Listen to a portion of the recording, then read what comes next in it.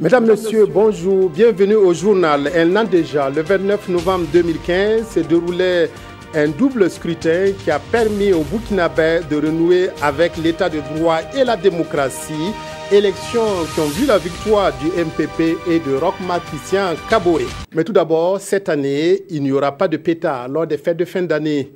Après l'interdiction signée par le ministre du Commerce en date du 21 novembre dernier, le ministre de l'Administration territoriale, de la décentralisation et de la sécurité intérieure invite tous les acteurs concernés par la production, importation et vente ayant des pétards en dépôt dans leur boutique ou à domicile à bien vouloir les déposer dans les services de sécurité les plus proches. Le communiqué précise qu'un contrôle rigoureux sera exercé par les forces de sécurité et tout contrevenant se verra appliquer des sanctions appropriées. Il y a un an déjà, les Burkinabés se rendaient massivement aux urnes pour les élections présidentielles et législatives. Un double scrutin qui a vu la victoire du mouvement du peuple pour le progrès MPP et son candidat Roch-Marc Christian Kaboré. Élection au premier tour avec plus de 53% des voix contre son principal challenger, Zéphirin Diabré, qui recueillait 29% des voix. La tenue de ces élections a été saluée unanimement par la communauté internationale et le Burkina a été félicité pour le climat dans lequel elles se sont déroulées. Moumouni Soubega, retour sur cet événement.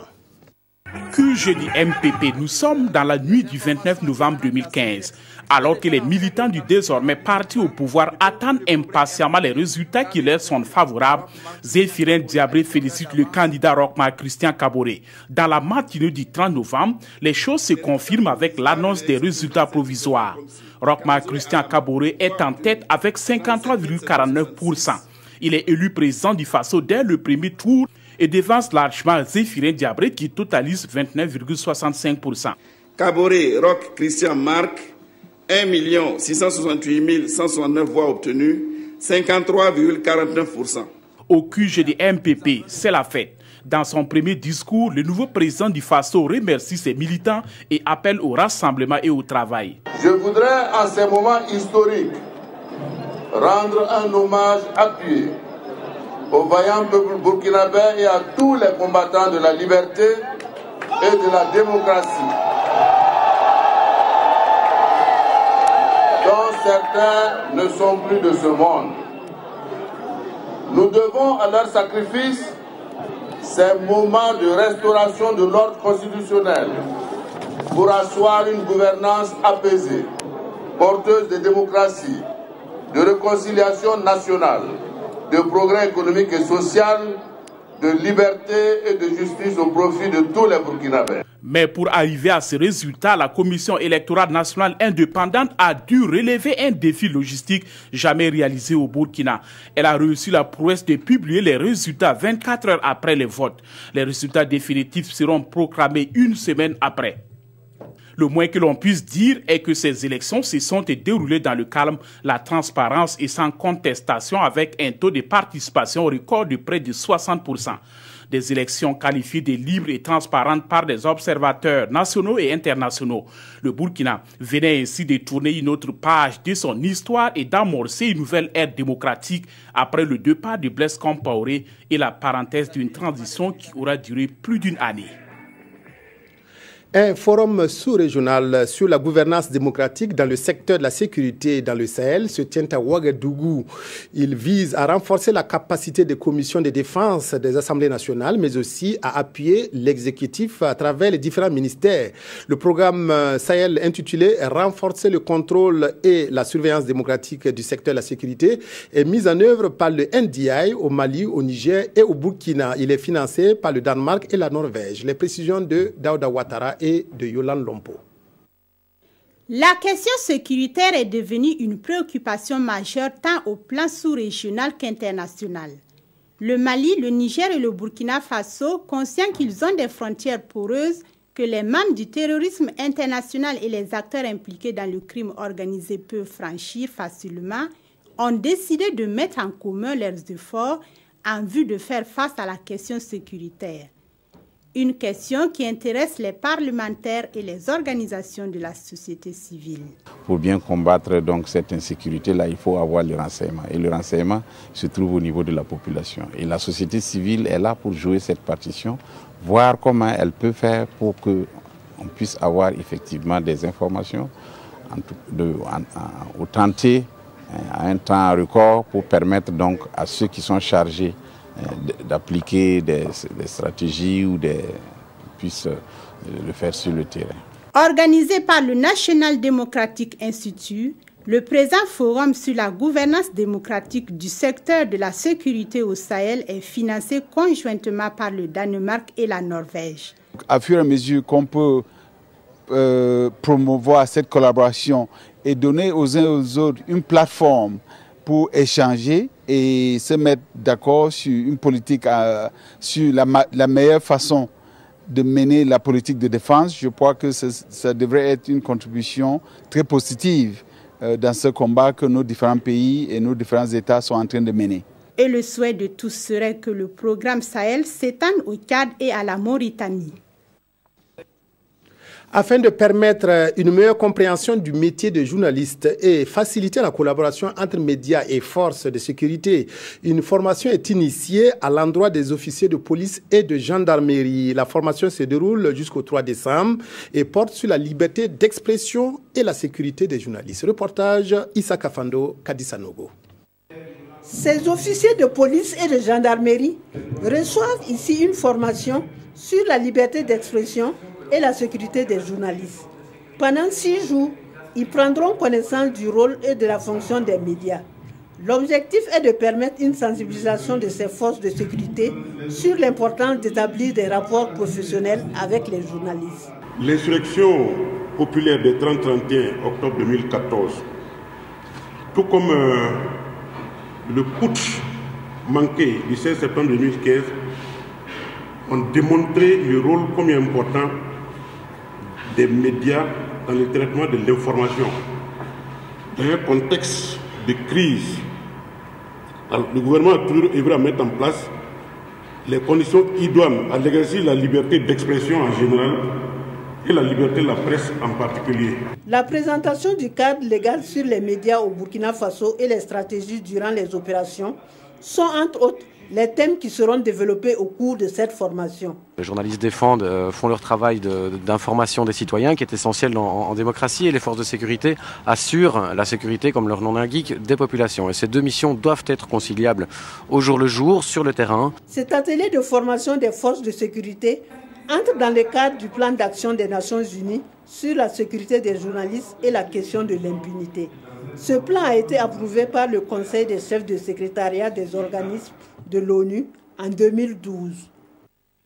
Une rencontre pour une meilleure prise en charge des personnes handicapées se tient à Ouagadougou pour valider les outils de collecte de données pour l'élaboration du rapport initial sur le Conseil des droits des personnes handicapées.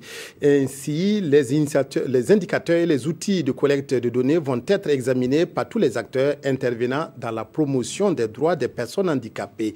Yacouba Gamene, Oumar Zombri. Permettre une meilleure intégration des personnes handicapées, c'est l'objectif de cette rencontre.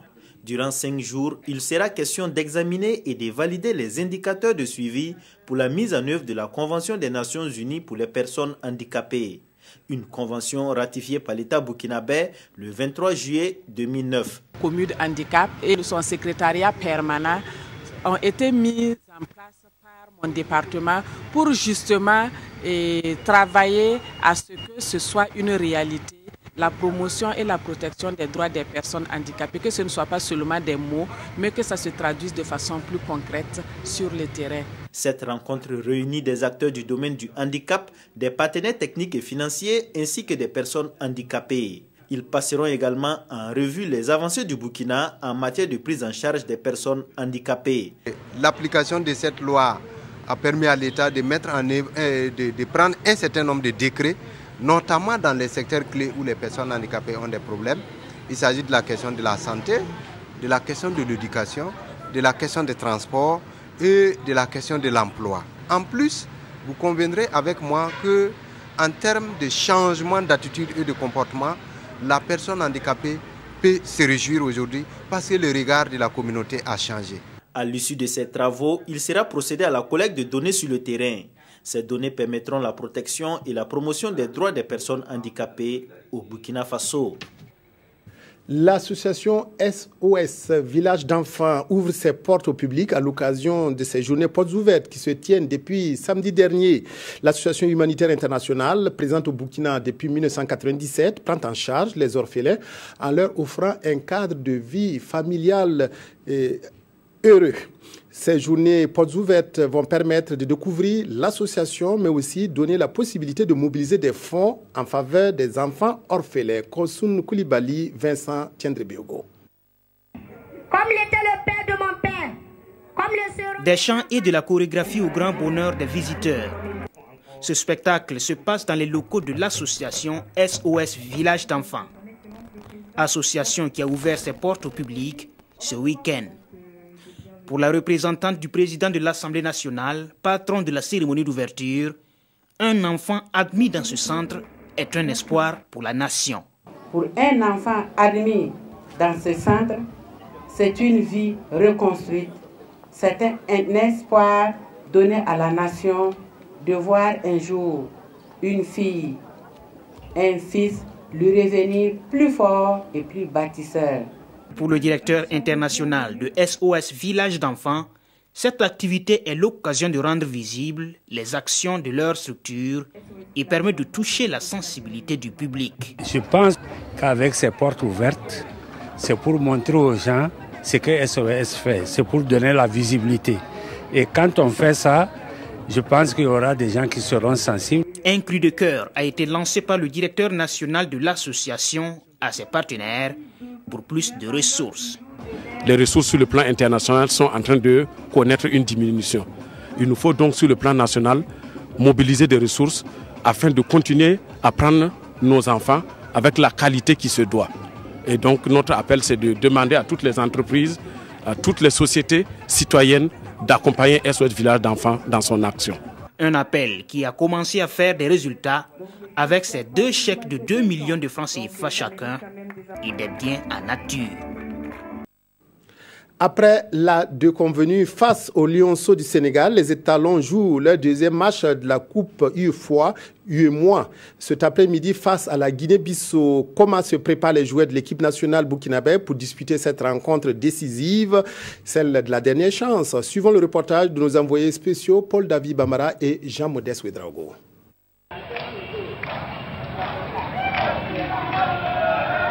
Voici un aperçu de l'ambiance qui prévalait au sein du groupe étalon au lendemain de la défaite face au Sénégal. Dans un esprit décontracté, les sourires sur les visages indiquent que les hommes de Drissa Traoré saboteur ont digéré la défaite lors du premier match. Puisque vous-même vous avez vu tout à l'heure l'ambiance au sein du groupe, on a fait un travail de réveil musculaire sous forme d'ambiance. Tout le monde en tout cas, les enfants sont motivés. Les Burkinabés n'ont plus leur destin en main et devront tourner le regard vers le prochain match. Et le prochain match, ce sera face à la Guinée-Bissau, surprenant vainqueur du Bénin 1-0. Bon, c'est une équipe qui joue athlétique. Ils sont regroupés sur le plan défensif et puis ils font beaucoup de balles longues. Et puis il y a des individualités qui ne sont pas mauvaises à l'attaque. Bon, sinon, sur le plan technique individuel, là, bon, ils ne sont pas très techniques, mais ils sont athlétiques, physiques. Et comment faire pour bouger cette équipe? Mais là, on verra. Vous avez mis une stratégie en place? Vous pensez à quoi? L'idée, on verra. C'est une équipe qui joue très bien et ils arrivent à bien garder le ballon. Notre clé de demain, c'est la pression, jouer très haut avec eux, ne pas les laisser respirer, tenir au maximum, essayer de marquer le plus tôt possible pour se mettre à l'abri. Cet après-midi, une victoire est impérative pour ce deuxième match et saboteur pourra compter sur son défenseur Ismaël Zagré et surtout le retour de son attaquant Ismaël Karambiri, sorti sur blessure lors du match face au Sénégal.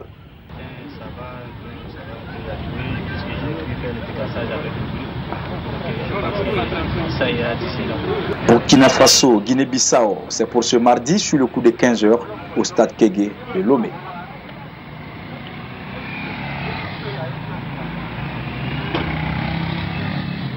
Retour au Burkina pour parler de civisme et cohésion sociale, enjeux, défis et perspectives pour une meilleure préservation de la paix sociale.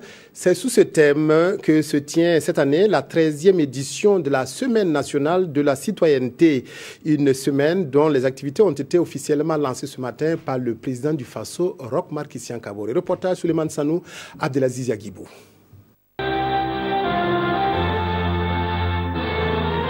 Dans un sursaut de patriotisme, chaque Burkinabé doit renouer avec les valeurs et les comportements d'antan, gage de paix et de cohésion. Le climat social actuel le commande, indique ici de vive voix les acteurs des droits humains qui se sont succédés au parloir. Regain d'incivisme dans la circulation routière et dans les écoles, défiance de l'autorité de l'État, c'en est de trop. Et cette page doit être tournée au bonheur de tous les Burkinabés selon le président du Faso. Roch Marc Christian Kaboré, pour qui la célébration de la Semaine nationale de la citoyenneté est un moment idéal d'introspection sur la nécessité pour les Burkinabés de sceller davantage les liens qui les unissent.